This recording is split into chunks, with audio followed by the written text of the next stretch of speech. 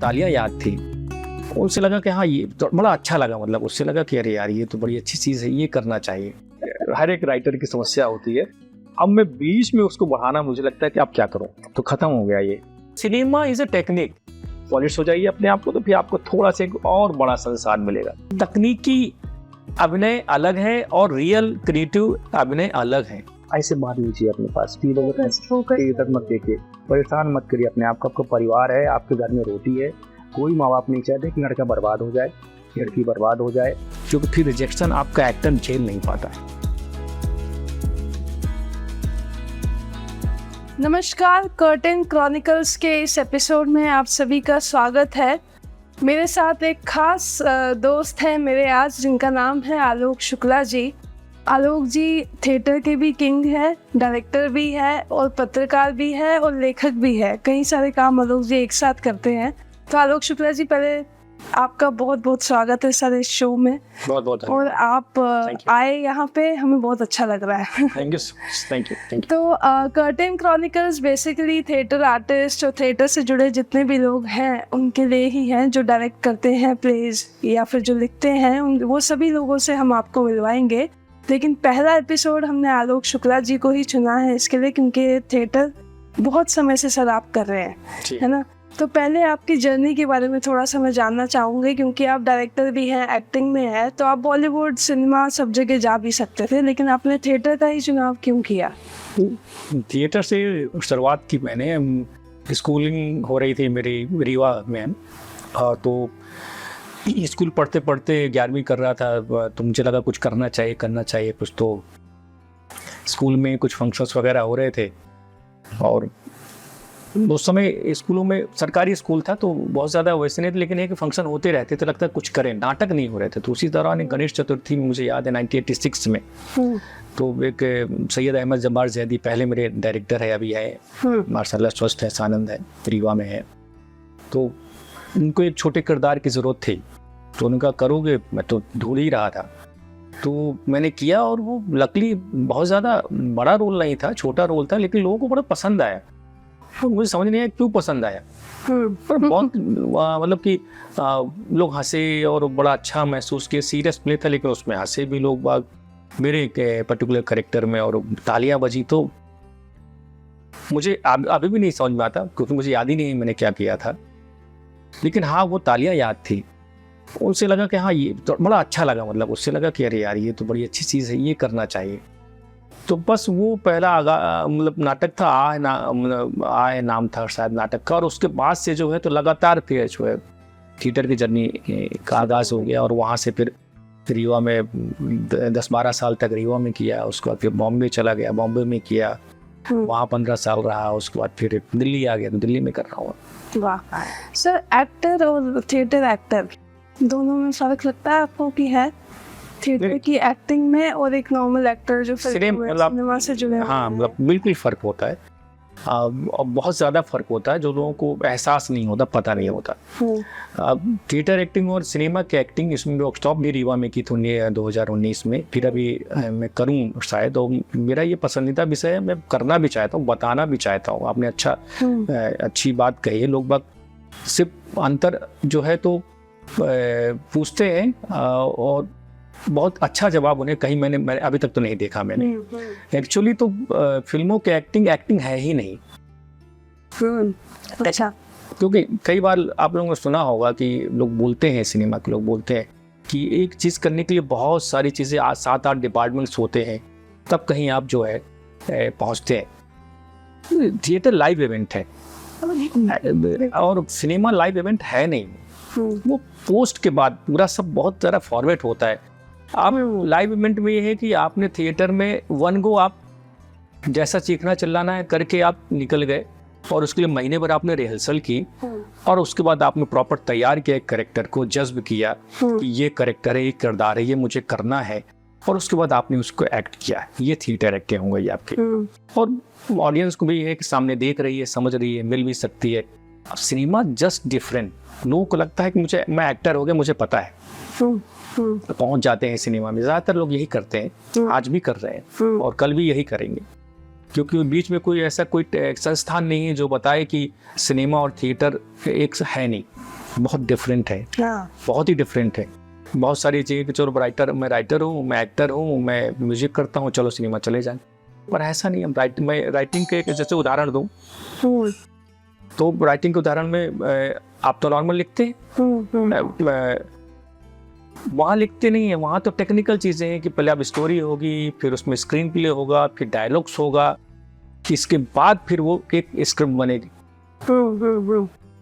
आप तो लिखते हैं सब, वो टेक्निकल वर्ड जॉब है और ये क्रिएटिव जॉब है। थिएटर की एक्टिंग क्रिएटिव जॉब है, इम्प्रोवाइज कर सकते हैं ऑन द स्पॉट, सारी चीज़ें लाइव इवेंट है, बातचीत कर रहे हैं, हमने तैयार कर रखी है। सिनेमा में बिल्कुल डिफरेंट है, आपने एक डायलॉग को 5-7 बार 10 बार बोलना है। ये कहाँ से एक्टिंग हो गई आपकी? ये जो नॉर्मल बोलते हैं कहाँ से एक्टिंग हो?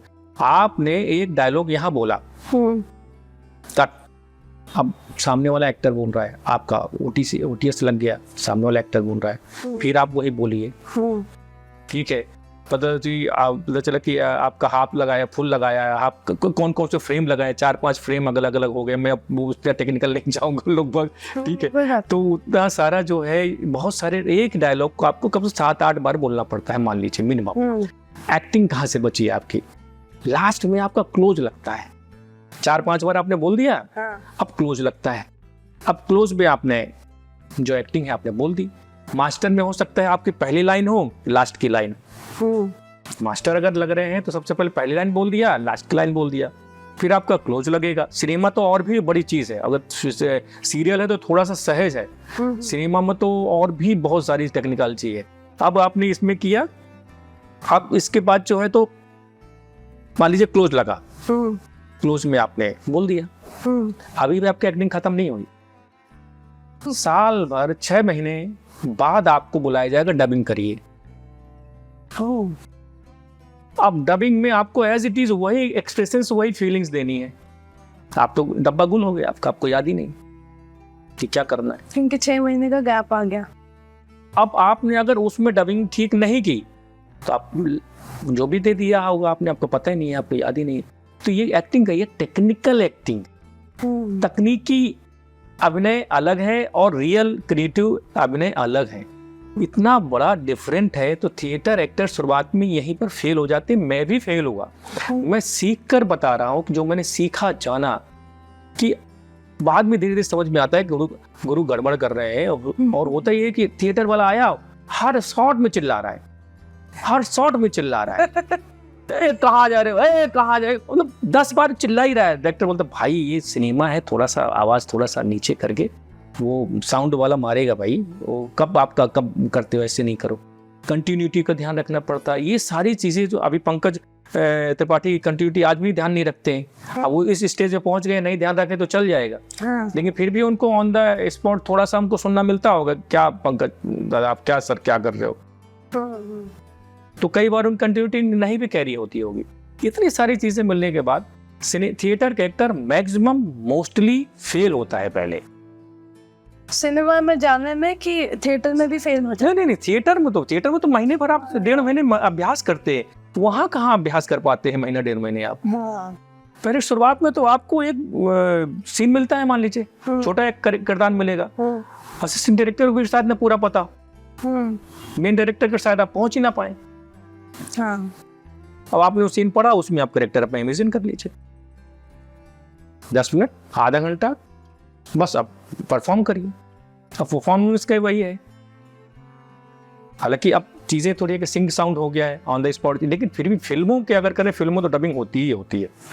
मैक्सिमम फिल्मों में सिंग साउंड नहीं होता, ना के बराबर कहना हो, कहते हैं सिंग साउंड में, बावजूद इसकी वो होती है, मतलब कि डबिंग होती है। सीरियल्स में कम डबिंग होती है, बावजूद अब सीरियल्स में भी डबिंग होने लगे। ऐसा हो गया है कि मेन कैरेक्टर्स की डबिंग करवा लेते हैं, छोटे छोटे कैरेक्टर्स कोई और डब कर देता है।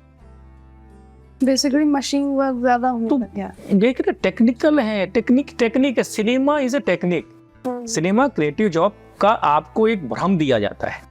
सिनेमा सीधी सी बात है, कहने के लिए क्रिएटिव जॉब, पर करने के लिए इज द टेक्निक।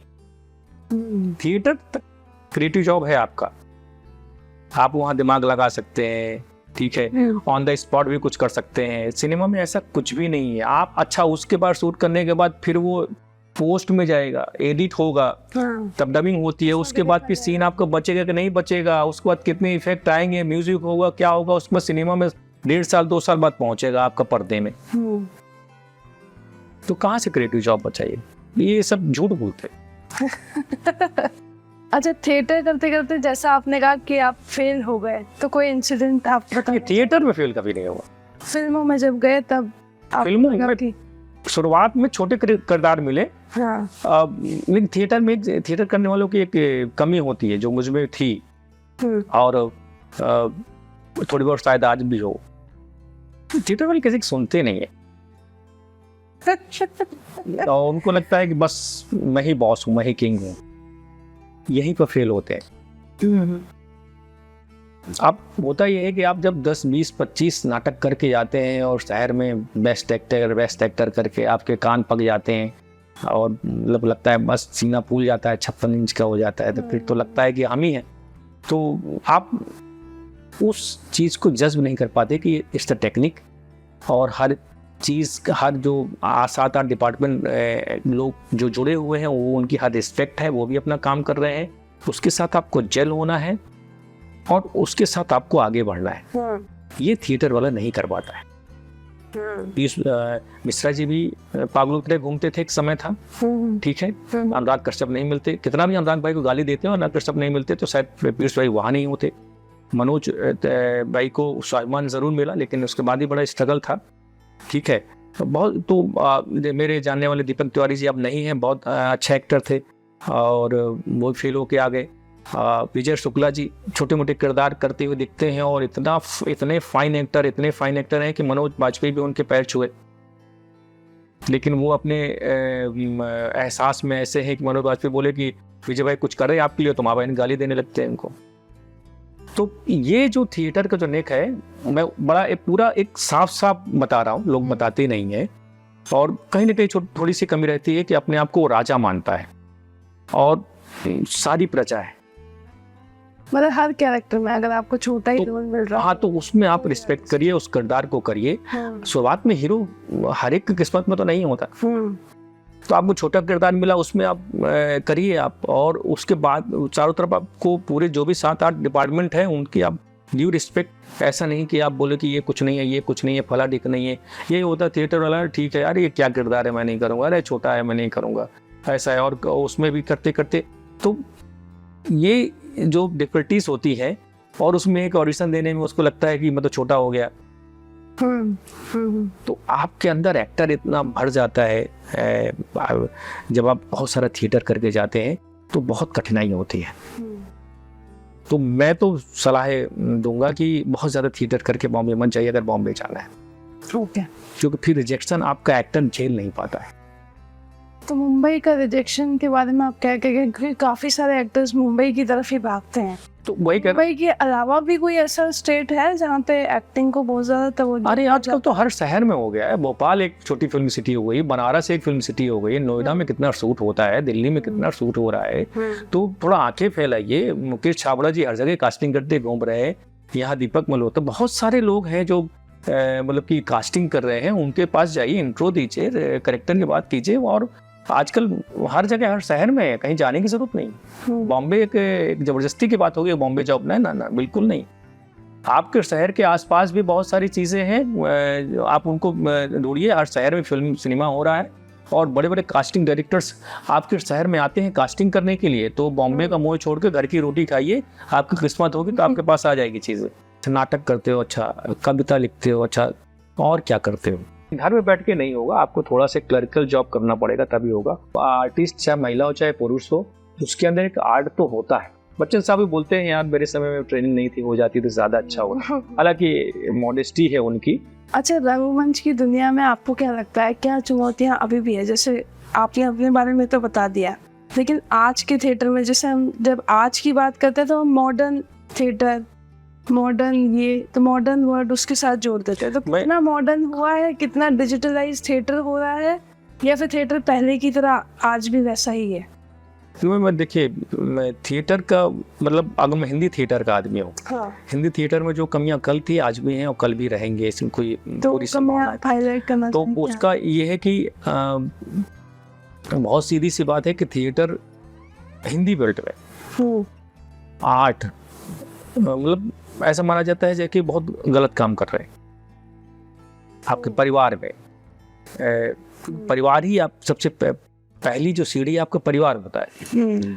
परिवार के बाद समाज भी। अगर आप बोले कि अच्छा नाटक करते हो, अच्छा कविता लिखते हो, अच्छा और क्या करते हो, ये मजाक नहीं, ये सीरियस है कि आपसे पूछा ही जाएगा कि और अच्छा और क्या करते हो।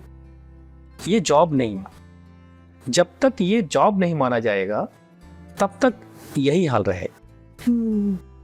हमारे लिए आर्ट हमारी सोसाइटी में हिंदी बेल्ट की खासकर बात कर रहा हूँ, हमारे परिवार में, हमारी सोसाइटी में, हमारे पास आर्ट से जुड़ा हुआ व्यक्ति यानी कि नकारा जबरदस्ती का काम कर रहा है। नौकरी करो, कोई कुछ अच्छा काम करो, कुछ वैसे करो, क्या करने लग रही।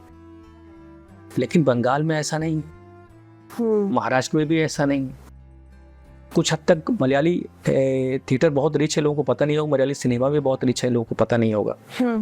मैंने मलयाली सिनेमा भी देखा है, थिएटर भी देखा है, तो कुछ हद तक।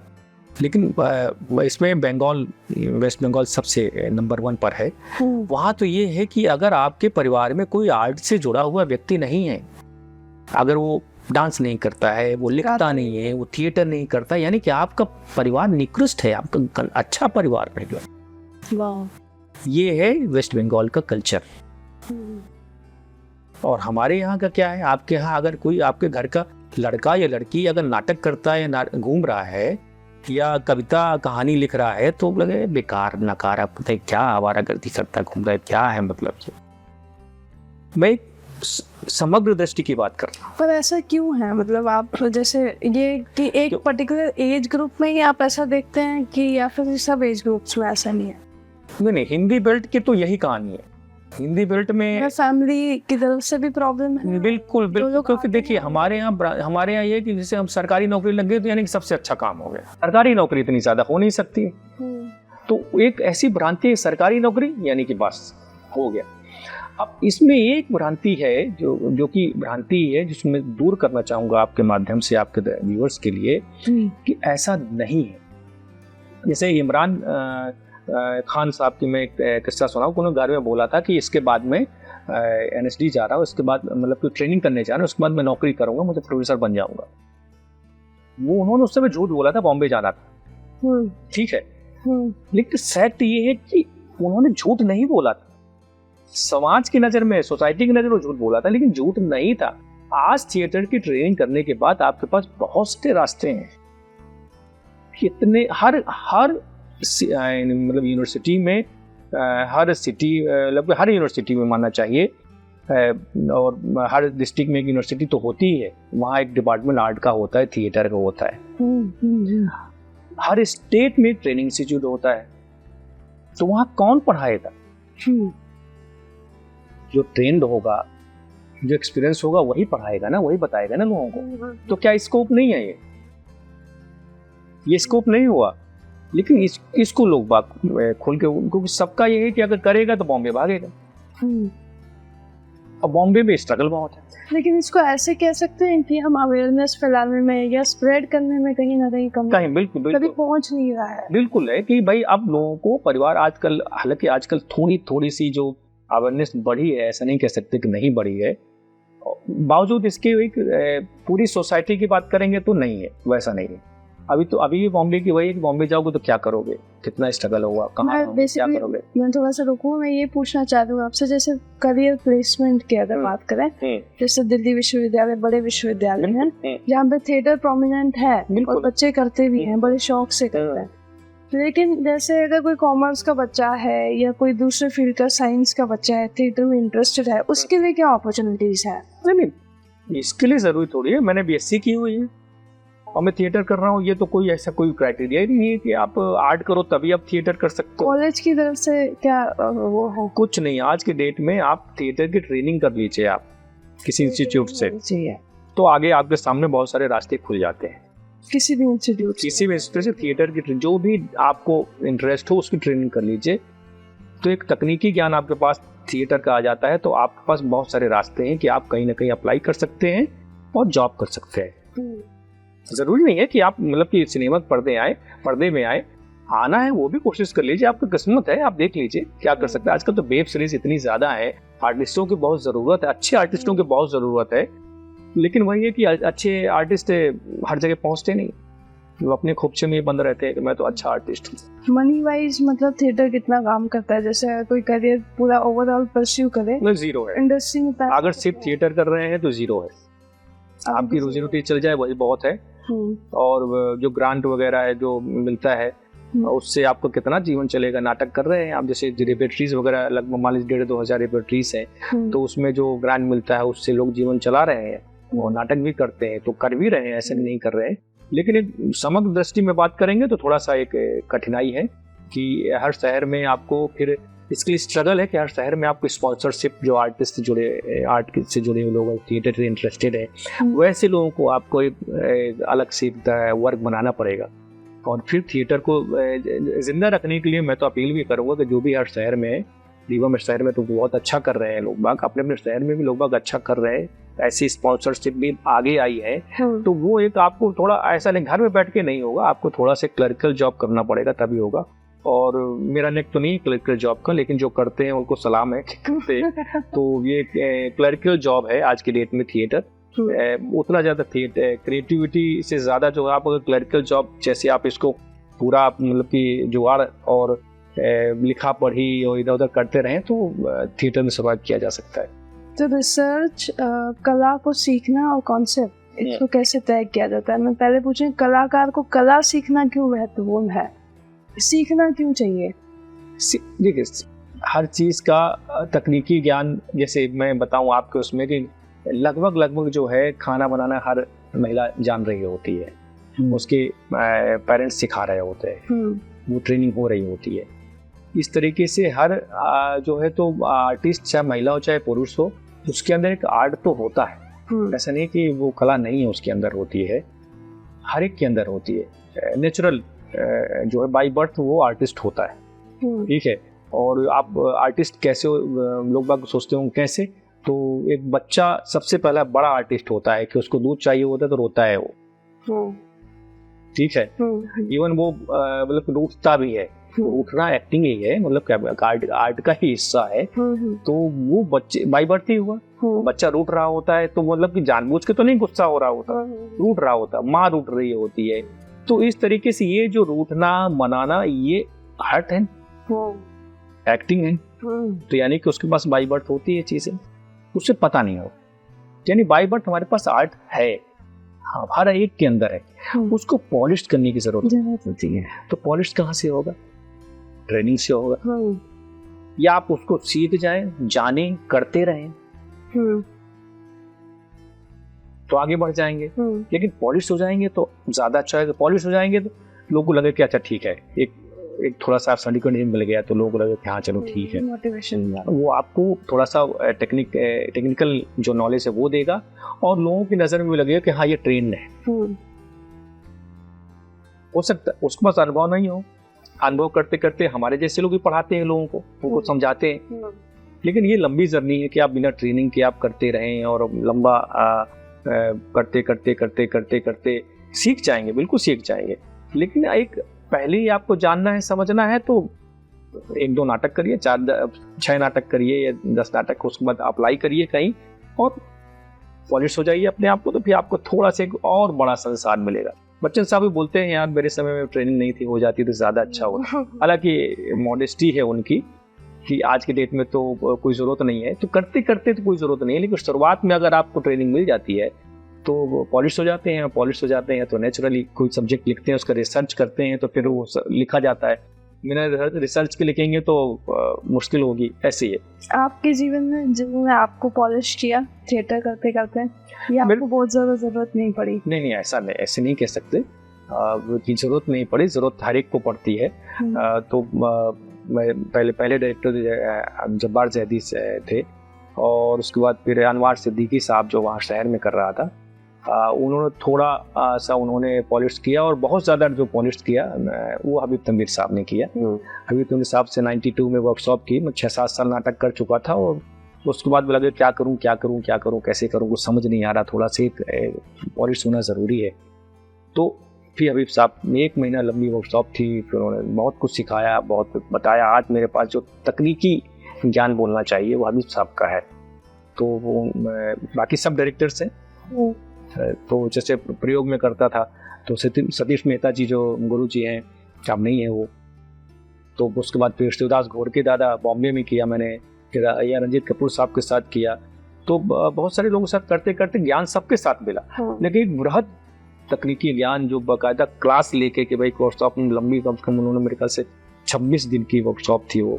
और उसके बाद जो बीच में थोड़ा सा ब्रेक भी हुआ था, और बाकायदा मतलब ब्लैक बोर्ड जैसे जो लेके और वो पढ़ा के बीच नाटक कौन सा है, वो कैसे शुरुआत करते हैं नाटक की, क्या रीडिंग करेंगे, फिर ब्लॉकिंग करेंगे, मूवमेंट्स करेंगे, नाटक कितने प्रकार का होता है, इतने मूवमेंट्स होते हैं, ब्लॉकिंग होती है, कैसे मतलब कि अभिनय तक सात्विक अभिनय तक पहुंचते हैं। तो वो प्रॉपर एक क्लासेस जो हबीब साहब से ली है, तो उस वर्कशॉप में वहाँ सीखा है। आज भी हाँ, वो आज भी मैं जो है तो मेरी धरोहर वही है कि वो सीखा हो। आप जब कोई नाटक लिखते हैं तो क्या आप अकेले होते हैं उस समय, और कैसे आप जज करते हैं कि ये बिल्कुल परफेक्ट है, या आप अभी भी किसी को दिखाते हैं, अप्रूवल्स लेते हैं? नहीं, ये मैं नहीं कह सकता हूँ कि परफेक्ट हूँ, ये तो मैं कतई नहीं कह सकता हूँ। नहीं, लेकिन एक कंक्लूजन तो आ जाता है, कंक्लूजन आ जाता है कि हाँ ये मतलब सही है, अब इसको फ्रेम किया जा सकता है, रिहर्सल्स किए जा सकते हैं। ये अपने आप आता है। मतलब ये तो ये है कि सोसाइटी की कोई भी समस्या मुझे पीड़ित कर रही होती है तो मथता रहता हूँ, मतलब अंदर से दिमाग में चलता रहता है, लिखना है, इस पर कुछ करना चाहिए। तो अगर कविता लिख गई तो फिर निकल जाता है, चलो हो गया, खत्म हो गया, मतलब अंदर जो मत रहा था वो हो गया। फिर ये हुआ कि कहानी नहीं हुआ तो शायद कहानी लिख दी मैंने, और फिर अंत में मेरे पास नाटक आता है। तो वो सब्जेक्ट धीरे धीरे लगता नहीं है कविता, तो मतलब वो जो कहना चाहता हूँ कह नहीं पा रहा हूँ। फिर कहानी में भी लिखा, फिर लगा नहीं कि इसको नाटक लिखना चाहिए। अब जैसे मैं उसके साथ जो नाटक मेरा लिखा हुआ है, जो आजकल में मेरा प्रोडक्शन तैयार है, और उसको पहले मैंने कहा, एक मेरे साथ इंसिडेंट हुआ था बॉम्बे में, और उसके बाद मैंने पहले कहानी लिखनी चाहिए, नहीं लिख पाया। वो इंसिडेंट आप बताना चाहेंगे? हाँ, मैं बताता हूँ। तो उसमें पहले मैं बता दूँ, हाँ, कि वो इंसिडेंट हुआ था कि उसमें बॉम्बे में 97 में एक अंधेरी क्रीड़ा संकुल जो कहाँ है इस नाटक में है, इसमें जो है तो एक जो भिखारिन थी वो बच्चा पैदा कर रही थी। तो वो इंसिडेंट में मैंने कोशिश किया कि कुछ कर सकता हूँ, उसके लिए कुछ कर सकता हूँ, और उसके लिए कुछ मैंने स्ट्रगल किया, हॉस्पिटल, पुलिस, जो भी कर सकता था।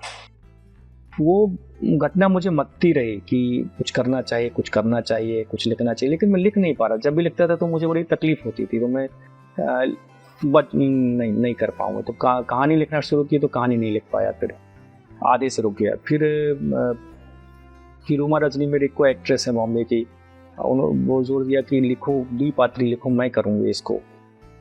उसके बाद फिर मैंने उसको लिखना चालू किया, तो फिर वो लगा कि चलो ठीक है, नाटक बनता चला गया। फिर वो उस हिसाब से फिर उसमें बहुत सारी घटनाएं शामिल की। पूरे एक लड़की की जर्नी है, मतलब कि उसमें पूरा शुरुआत से एक अनाथ आश्रम करके, कि अनाथ आश्रम की एक लड़की है, उसके बाद उसके साथ चीज़ें घट रही हैं, जा रही हैं, और वो करते करते करते पूरा नाटक जो तैयार हुआ। तो मेरे ख्याल से अभी 40-45 मिनट का नाटक बना है, जिसको सबसे पहले मैंने रीवा में किया। वो कई सारे करेक्टर के साथ किया मैंने, और यहाँ मैंने जो है अभी जो द्विपात्री कर रहा हूँ, इसमें सुनील चौहान, प्रताप सिंह जी और ये सारे लोग के साथ मिल के मैंने जो है नाटक तैयार किया, और 22 जनवरी को इसी साल किया। बीमारी के 4 साल बीमारी के बाद लौट के वापस आके मंच पे आया, और इस नाटक को मैंने पूरा मंचित किया। तो अप्रिशिएट करते हैं लोग। अब आप, क्योंकि आपने अपनी बीमारी मेंशन की थी, आपका एक बीच में जो कोविड का दौर था, मैं हाँ, उसके पहले नाटक के बारे में कुछ पूछा था आपने, कुछ सुन रहे होंगे कि वो जब कोई चीज़ मुझे समझ में आ रही होती है कि ये घटना, इस पर लिखना है मुझे, तो मेरे साथ एक मुसीबत है कि मैं क्लोजिंग पहले लिख लेता हूँ मैक्सिमम, तो मैं फंस जाता हूँ। वो ओपनिंग लिखी है, उसके बाद फौरन क्लोजिंग भी आ जाती है। अब मैं फंसता हूँ कि अब कैसे करूँ, मतलब मेरी हर एक राइटर की समस्या होती है। अब मैं बीच में उसको बढ़ाना, मुझे लगता है कि अब क्या करूँ, तो खत्म हो गया ये, तो अब उसको फिर वो मुझे फैलाना पड़ता है, फिर वो पूरा मतलब अजीब सी मुसीबत है। पहले तो उसका नाम, जब तक नाम नहीं रख पाता हूँ, मेरी अपनी समस्या है। प्लॉट तो डेवलप हो गया कि इस प्लॉट पे लिखना है, ये फिक्स हो गया। उसके बाद थोड़े से करेक्टर्स आएंगे दिमाग में, और उसके बाद फिर ये है कि ओपनिंग हो गया, क्लोजिंग हो जाती है। अब मैं फंस जाता हूँ कि ये तो नाटक खत्म हो गया। मैंने बात बोल दी जो मुझे बोलना था, पर ऐसे तो नहीं हो सकता। तो अब उसके बाद फिर मैं उसको जो है, मतलब बहुत ज्यादा होता है कि मेरा लगभग जो नाटक में कर रहा होता हूँ, लिख रहा होता हूँ, उसमें मैक्सिमम एंड के डायलॉग में लगभग जो लिख डालता हूँ पहले ही, फिर उसको नाटक को विस्तार देता हूँ धीरे धीरे, कि मेरे पास ओपनिंग क्लोजिंग आ जाती है। वो कहाँ से आती है मुझे पता नहीं, वो आ जाती है। तो अब फिर नीचे बीच में भी आजकल एक लिख रहा हूँ मैं, तो उसमें फंसा हुआ हूँ इसी में, तो बिल्कुल जो है तो उसको विस्तार देखते हैं कहाँ तक विस्तार जाता है। वो इसी में कभी कभी नाटक क्या होता है कि वो 1 घंटे 1.5 घंटे में खत्म हो जाता है। ठीक है, 2-2.5 घंटे तक मैं ले ही नहीं जा पाता हूँ, क्योंकि कितना विस्तार दूं। मेरे पास ओपनिंग क्लोजिंग तो मैंने लिख ली, जो लिखते हैं वो लिखते होंगे। मेरे लिए साथ ये समस्या आ रही है कि अब कोशिश कर रहा हूँ, देखते हैं कितनी देर बनता है। उस समस्या के समय आप किसको याद करते हैं? नहीं, सिर्फ समाज के अनुभवों को याद करता हूँ कि कहाँ क्या किरदार हो सकता है। उस किरदार के आसपास रिसर्च वर्क चालू रहता है, सोचता रहता हूँ कि अब क्या होगा, क्या हो सकता है।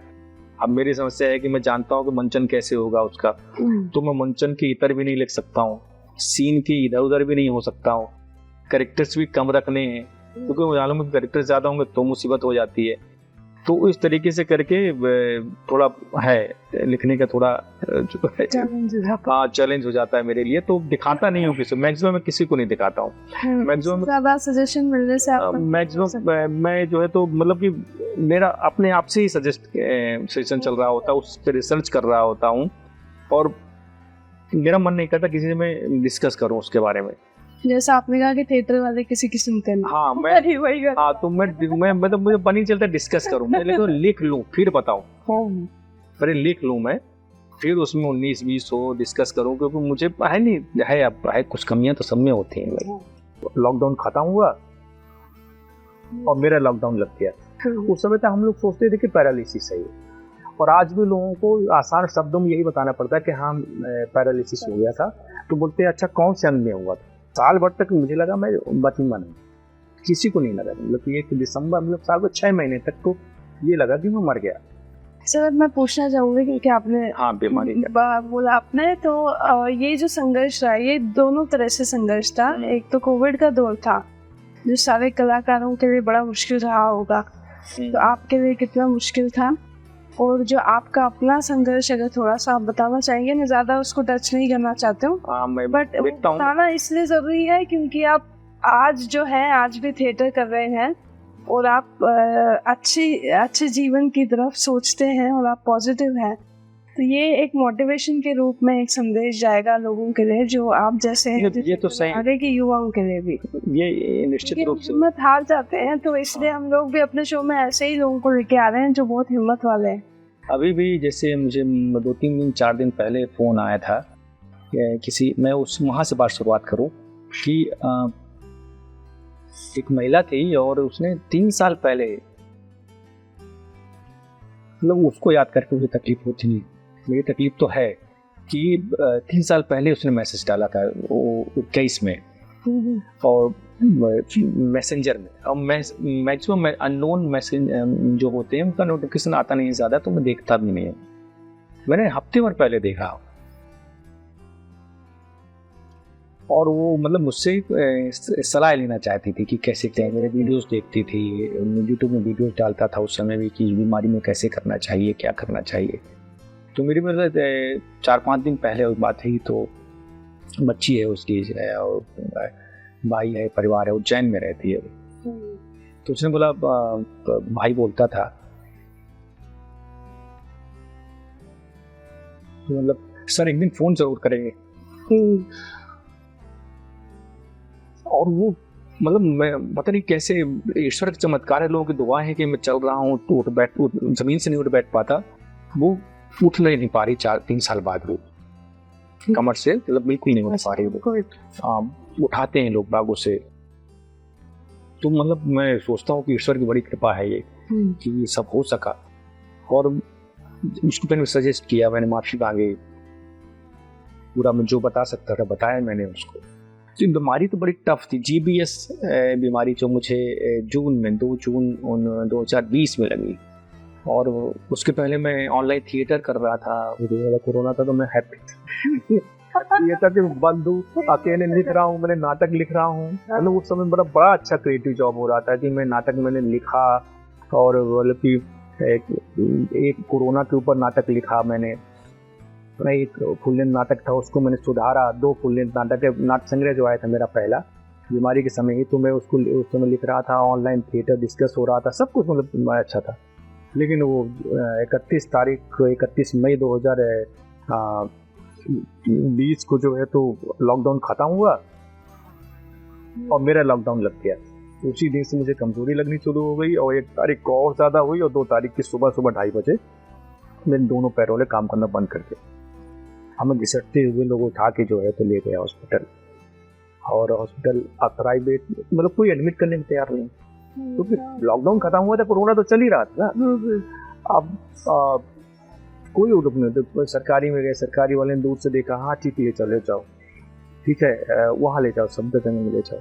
सफदरजंग में बैठे हुए हैं 2 लोग थे जो है तो, एक मेरे मित्र थे संजय और दूसरे मेरे सालू भाई तो जो बगल में रहते थे। अब वो सीट के अब दिखाया इधर उधर चेक करके जो भी है, वो अलग अलग लाइन लगी थी, कोरोना वाली अलग लाइन लगी थी, उसकी अलग लाइन लगी हुई थी। उसके बाद टेस्ट करा के मुझे स्टेशन में लेके घूम रहे हैं वो लोग। और शाम तक जो है तो रिजल्ट आ गए। डॉक्टर ने देखा तो सीनियर डॉक्टर भी नहीं आते थे, ठीक है। और जूनियर डॉक्टर के सहारे अब बीमारी नहीं पता चल रही क्या है। ये हुआ कि दोनों पैरों ने काम करना बंद कर दी, कमर के नीचे पूरा निष्क्रिय हो गया मेरा। शाम को अच्छा ये लोग भी डर रहे हैं तो कैसे करें, नेचुरली कोरोना समय हॉस्पिटल में, वो भी सफदरजंग में घूम रहे हैं जहाँ डेड बॉडी यहाँ पड़ी हुई है, 4 लोग वहाँ खड़े हुए हैं। तो ये सब घूमते हुए टहलते हुए शाम तक जब टेस्ट हो गई, ये हुआ कि चलो दवाई वो लिखा के चलते हैं। वो लेकर जाने लगे और ये वक्त नीचे बाथरूम आए तो बाथरूम गए और बाथरूम में पता चला गले के नीचे पूरा डेड हो गया। तो अब उठा ना पा रहे 2 लोग, डेड बॉडी जैसे ही हो गया, डेड बॉडी बहुत भारी हो जाती है, लोगों को पता नहीं होगा, मैंने ऐसा महसूस किया है। और जो मेरे साथ जो ले गए थे उन्होंने महसूस किया है कि इतना वजन हो गया कि 2 लोग मुझे उठा नहीं पा रहे हो। तो कैसे कैसे जैसे मानो वजन हो गया और कैसे कैसे स्टेशन में डाला, तो डॉक्टर के पास ले गए। डॉक्टर सिंह और जो लेडी डॉक्टर थे उसने बोला आप ले क्यों गए थे इनको, उनको तो एडमिट करना था। अब वो जो भी समाधीनता आई वो कैसे फिर एडमिट करके उन्होंने रात को एडमिट किया। तो अब इतनी मजदूर में दूसरे दिन तक कोई इलाज ही नहीं, पड़ा हुआ डेड नीचे से पड़ा हुआ, पूरा डेड पड़ा हुआ, कुछ नहीं कर सकता, ठीक है। अब वो पड़ा हुआ, उसके बाद जैसे तैसे करके जैसे पता चला आप लोगों को, ठीक है, संजय ने एक वीडियो डाल दिया, अरविंद गौर जी को पता चला, दुनिया को मतलब वीडियो डाल दिया, सबको पता चल गया। तो फोन पे फोन हॉस्पिटल में आने लग गए, इधर आने लग गए।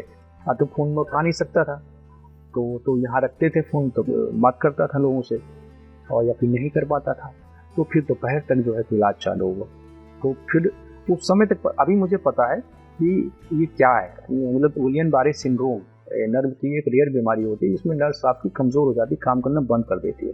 उस समय तक हम लोग सोचते थे कि पैरालिसिस है ये, और आज भी लोगों को आसान शब्दों में यही बताना पड़ता है कि हाँ पैरालिसिस हो गया था। तो बोलते हैं अच्छा कौन से अंग में हुआ था, तो मैं बॉडी पूरी रेड हो गई थी। तो नहीं, तो पैरालिसिस में एक ही अंग होता है ना, एक ही। तो पूछते हैं कौन, तो मैं बोलता हूँ दोनों, तो वो समझ नहीं पाते कैसे कैसे हो गया। तो चूंकि पैरालिसिस है नहीं, ये GBS सिंड्रोम जो है गुइलियन-बारे सिंड्रोम है, और लाखों 10 लाख 20 25 50 लाख में किसी एक आदमी को हो जाती है, वो हम ही अटक गए, मतलब उस समय ऐसा हो गया। तो उसके बाद फिर तो ये अभी फिर कैसे कैसे इलाज हुआ, किस तरीके से, मतलब कि वो 14 दिन वाइफ भी नहीं थी, वाइफ मायके में फंसी हुई थी, और तो अब वो दिक्कत थी, कैसे कैसे वो 7-8 दिन बाद आई। उसके बाद फिर जो है तो हॉस्पिटल में कुछ नहीं, ऐसे करके और बिस्तर पे सब नेचुरल 1.5 साल मेरे बिस्तर में ही सारा कुछ जो नित्य क्रिया होता था वहीं करते थे। तो अब धीरे धीरे उन्हें कुछ हुआ नहीं, मतलब वहाँ जितनी भी 16,000 का इंजेक्शन लगता था तो लग गए, लेकिन कुछ हुआ नहीं, उसका कोई फ़ायदा नहीं हुआ। यूरोप फिजियोथेरेपी कराई है, और लोगों ने, मेरे बॉलीवुड के थिएटर के पत्रकार मित्रों ने बहुत हेल्प की। उस समय आपने भी सोशल मीडिया में बहुत सारे लोगों ने जो है तो सोशल मीडिया में प्रताप सिंह जी ही मिले, मुझे जानते मुझे पहले से थे, लेकिन बहुत सारे लोग जो है मैंने हाँ जुड़ गए, और सब लोगों ने बहुत मदद की, और धीरे धीरे वाइफ ने तो नेचुरली खड़ा किया मुझे, तो फिजियोथेरेपी हुई, और उसके धीरे धीरे धीरे यही हुआ। अब लेकिन उस समय धीरे साल भर तक मुझे लगा मैं बचूंगा नहीं, किसी को नहीं लगा, मतलब कि 1 दिसंबर, मतलब साल को 6 महीने तक तो ये लगा कि मैं मर गया, मर जाऊंगा, बचूंगा नहीं, क्योंकि मुझे लूज मोशन इतना ज़्यादा हो रहे थे कि बंद ही नहीं हुए, 10 हो रहे थे, बिस्तर पर पड़े हुए। तो ये हुआ कि मैं बचूंगा नहीं। ये मैंने कानों से सुना है, तो ऐसा नहीं कि बचना नहीं है, बेकार की कोशिश कर रहे हैं, ये बचने की उम्मीद नहीं है। और मुझे भी ये लग रहा था कि बचूंगा नहीं ऐसे, फिर मैंने कहा अचानक मतलब ये हुआ कि ऐसे कैसे हो सकता है, विल पावर, तो मर नहीं सकता। और जब ये मेरे को मैंने जो किया धरा है, इतना सब लिखा पढ़ा, सब ये बर्बाद हो जाएगा, नहीं, जो मैं बर्बाद नहीं होने दूँ। और फिर जो है तो मैंने बीमारी के बारे में कम सोचा, फिर मैंने क्या करना है, तो फिर मैंने मतलब कि बातचीत की, पहले मैं बातचीत कर रहा था कई जगह, लेकिन ये बीमारी के बाद फिर मैंने सुशील भारती जो है मारवा इंस्टीट्यूट के जो प्रसिद्ध डायरेक्टर हैं, और कई लोगों से बात की। इसके बाद वो मैंने कई नाट्य संग्रह मेरा रखा हुआ कि बच्चे को बोला इसको निकालो, क्योंकि कुछ कर नहीं सकता था। उसके बाद थोड़ा सा मैंने उसको देखा, मैंने बोला करके, क्योंकि जो लॉकडाउन में काम किया था वो काम आया मेरे, वो मैंने लगभग कॉन्सेप्ट बना के रखी हुई थी, उसका उसको मुझे देखना था, तो वो लैपटॉप खोल के रख देता था, बच्चा ऐसे में देख लेता था करके, तो उसको देख के मेल करवाया इसको। तो पैसे लगते थे पहले, वो तो कि ममता सोनी जी थे, उन्होंने पैसे दे दिए कि चलो भाई मैं छपाऊँगी आपकी, इस तरीके से धीरे धीरे करके फिर वो मतलब 7-8 महीने इसी में गुजरे मेरे। बीमारी चल रही थी, मतलब कि फिजियोथेरेपी चल रही थी, सारा कुछ हो रहा था, लेकिन मेरा कॉन्सेंट्रेशन जो है अब मेरा नाटकों पर था, ये छप रहे हैं, इसको छपवाना है। उसके बाद कवर पेज बन रहा है, कवर पेज बनने के बाद फिर उसकी प्रूफ रीडिंग मैं कर नहीं सकता था, लेकिन देख देख के करने लगा। तो जब ये मेरे ख्याल से 8 महीने हो गए, 20 में 21 में, हाँ, तो 7-8 महीने बाद तक मेरा मतलब इसी उसमें अंगूठा हल्का सा हिला, मेरा अंगूठा हल्का सा हिलने लगा, तो उस अंगूठे से मैं जो है मोबाइल पकड़ नहीं पाता था, कुछ नहीं पकड़ पाता था, तो अंगूठे से ही मैं जो है धीरे धीरे जो है मोबाइल पे रख देते थे, तो वो वाइफ मुझे टिका देती थी ऐसे करके करके, तो उसके बाद मैं अंगूठे से करके, तो वो धीरे धीरे जो है तो करके उसको मैंने पूरा सीन लिखा। मुझे लगा कि ये गड़बड़ हो रहा है, प्रूफ रीडिंग, मुझे सीन ऐड करना है, इस पर कुछ करेक्शन करने हैं, तो वो करेक्शन और सीन जो ऐड किए वो बीमारी में एक अंगूठे से दिए। लेकिन उससे मुझे और एनर्जी थी करते, मैं सोच ही नहीं रहा था बीमारी के बारे में। मैंने कहा ये जो भी होगा। अब उसके बाद धीरे धीरे इस चीज़ ने धीरे धीरे मुझे अंदर कॉन्फिडेंस दिया, और उसके बाद उस 14 सितंबर को मुझे याद है 2021 में उसका विमोचन हुआ ऑनलाइन। संदीप मारवा, प्रताप सहगल, बाकी सब ऑनलाइन, क्योंकि उस समय भी इतना था कि ऑनलाइन ही चीज़ें हो रही थी। और उसके बाद लोगों ने बहुत हाथ लिया, बहुत उसे खरीदा और बहुत मदद की लोगों ने। अब खरीद कर भी मदद ही करते हैं लोग बात करके, और अच्छी बात है कि उन्होंने रॉयल्टी ली थी, तो थोड़ी बहुत जो भी है किताबों की रॉयल्टी तो मतलब कि जो है ईद का चांदी होती है, ठीक है, तो उन्होंने कम से कम जो है तो दी है। उसके बाद वो छपी, तो उसके बाद लगा कि अब तो नंदा जो है। आखिरी सवाल आपसे ये है, एक्टर इसी से आगे बढ़ लो। उसके बाद फिर जो है तो अभी फिर उसके बाद फिर इंडिया नेटवर्क संजीव जी मिले मुझे, तो उनके पास से तो अब लगातार मेरा एक से संबंधी हो गया है कि वो तो अब वहीं से फ़ोन करते हैं, उनकी वाइफ फ़ोन करती थी, क्या लिख रहे हैं, छाप रहे हैं आपका। तो अब बेसिकली आपका जो सर्कल था, हाँ, तो वो मोटिवेटिंग, बिल्कुल। तो उन्होंने जो है तो फिर अब उसके बाद फिर मेरा रंग संस्मरण जो बॉलीवुड और क्या कहते हैं थिएटर पर है, जो मैं बात कर रहा हूँ उससे ज़्यादा उसमें लिखा हुआ है क्या घटा, क्या घटता है, और कौन लोग मुझे मिले थे, सारा एक संस्मरण उसमें, आत्मकथ्य संस्मरण मिला के है वो सारा कुछ उसमें। वो सारी चीज़ें उस किताब में जो 35 साल का अनुभव है। और उसके बाद अभी 5 नाटकों का, छोटे नाटकों का जो पंचरंग एक संग्रह आया, और आगे भी करते ही रहूँगा, क्योंकि अब मुझे जीने के साधन हो गए हैं। और उसके बाद अभी 22 तारीख को मैंने बोला था कि साहित्य कला परिषद दिल्ली ने जो है तो मुझे मौका दिया, और फिर उसके बाद जो है तो रंगमंच पे मुझे लगता है कि GBS बीमारी से पीड़ित अभी मैं लगभग 75% ही कर सकते हैं इम्प्रूवमेंट जो है। तो ऐसा दुनिया में पहला पेशेंट होगा जिसने कि मंच में परफॉर्म किया। इससे पहले कोई इतिहास नहीं है, कहीं नहीं है कि किसी ने GBS किसी पेशेंट ने परफॉर्म किया या कर रहा है।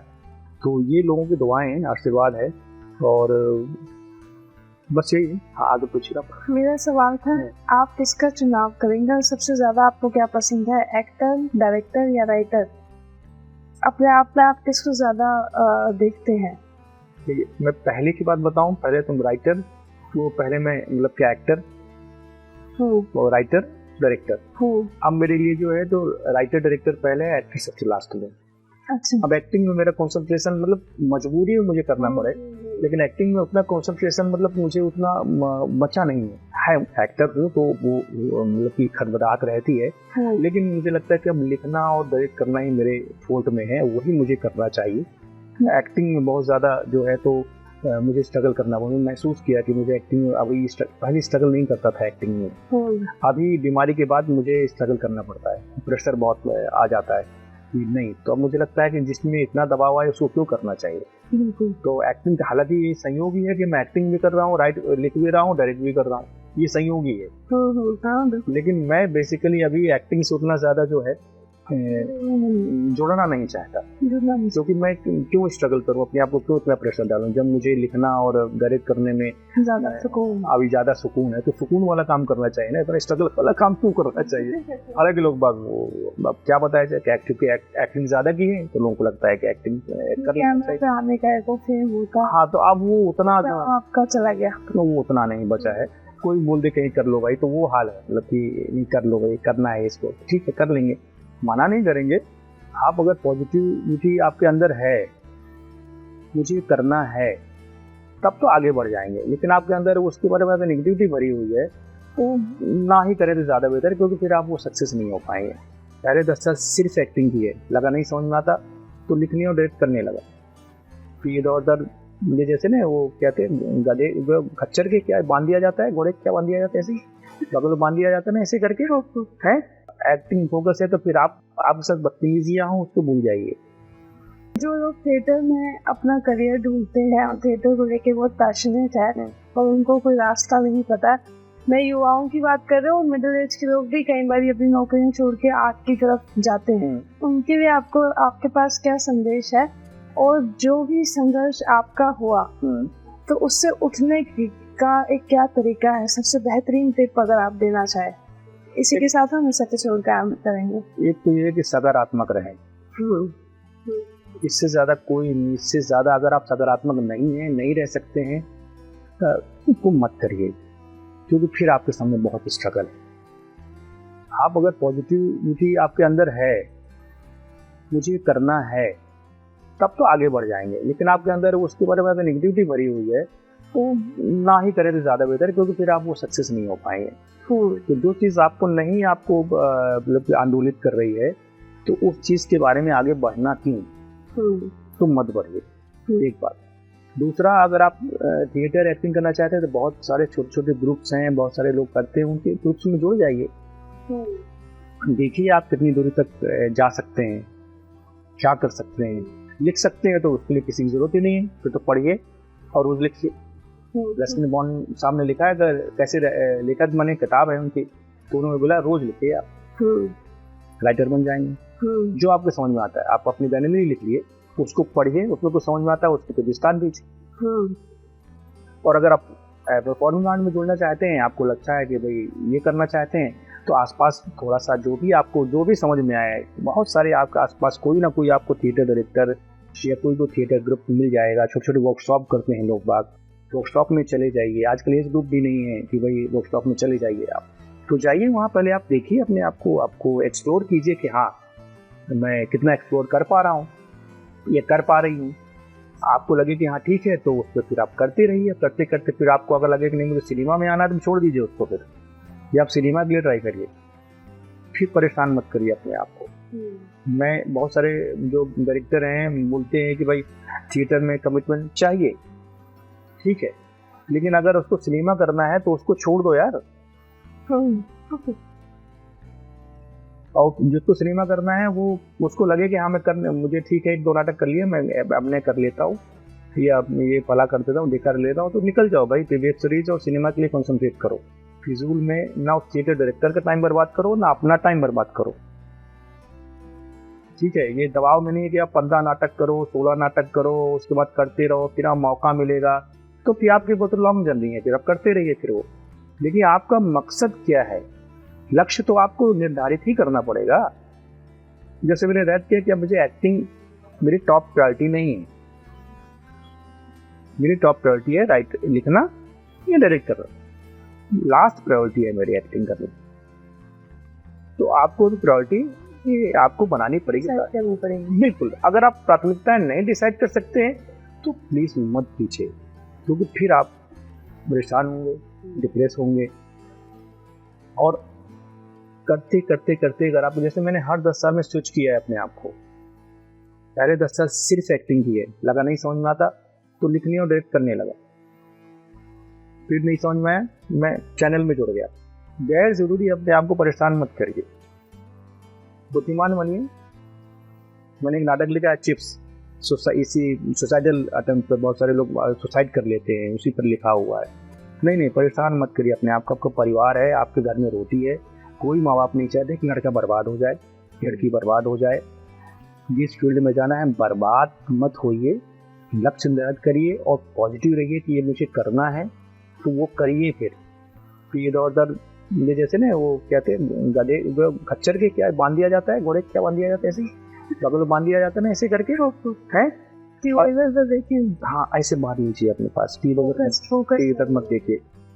और नहीं बांधेंगे तो फिर आपको वही दिखेगा। एक्टिंग फोकस है तो फिर आपके साथ बदतमीजियां हो उसको भूल जाइए, होंगी, आपको रिजेक्शन मिलेगा, लेकिन रिजेक्शन से ही सिलेक्शन का रास्ता भी खुलेगा। अगर आप रिजेक्शन का अगर आपने यहाँ बांध लिया दिमाग में तो आप कभी सेलेक्ट नहीं होंगे। बहुत बढ़िया सर। तो रिजेक्शन को मारो गोली, उसके लिए मान लो ऐसे, बस ऐसे अब सीधे मुझे सिर्फ ये करना है, बाकी सब करते रहो। तो कैमरे के सामने नहीं दिखेगा कि अगले ने किसने पीछे आपके साथ बदतमीजी की, बिल्कुल सही बात। कैमरे में आप दिखेंगे, तो आपका मुस्कुराता हुआ जो भी एक्टिंग की डिमांड है वो फेस दिखेगा। तो फिर वही दिखाइए ना दोस्त, वो आगे क्यों इतना ज्यादा है, वही करिए। आप लक्ष्य निर्धारित करिए, फोकस रहिए। अगर कुछ करना है और लगता है कि नहीं हो पा रहा है तो फिर मत करिए, फिर स्विच कर दीजिए, कहीं और चले जाइए। अपने आप को लेकिन खत्म मत करिए। Be positive, always be positive. इसी के साथ मैं यही कहना चाहूँगी कि आलोक सर के साथ बात करने के बाद ये ज़रूर पता चलता है कि अगर हौसला हो, इच्छा हो और दिशा हो तो आप कहीं भी जा सकते हैं और कहीं भी सफल हो सकते हैं। तो ज़रूर देखिए बाकी एपिसोड्स, और उसके लिए आप हमारा YouTube चैनल ज़रूर सब्सक्राइब करें। बहुत बहुत धन्यवाद सर। Thank you.